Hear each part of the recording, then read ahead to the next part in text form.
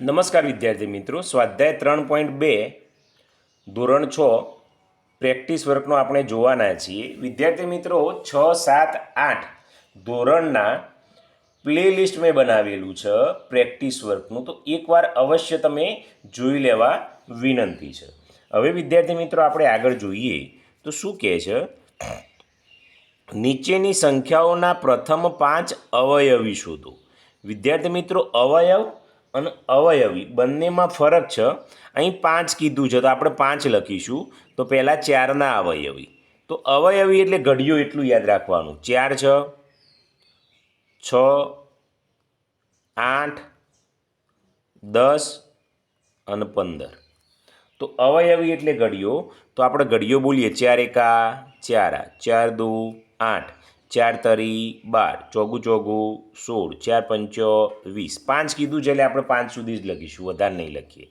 6 એકા 6, 6 દુ 12, 6 તરી 18, 6 ચોગ 24, 6 પંચો 30, 8 એકા 8, 8 દુ 16, 8 તરી 24, 8 ચોગ 32, 8 પંચો 40, 10 એકા 10, 10 દુ 20, 10 તરી 30, 10 ચોક 40, 10 પંચો 50, 15 એકા 15, 15 દુ 30, 15 તરી 45, 15 ચોક 60, 15 પંચો 75. વિદ્યાર્થી મિત્રો, ઘડિયા તમને આવડવા બહુ જરૂરી છે. ઓકે, ચલો આગળ જોઈએ.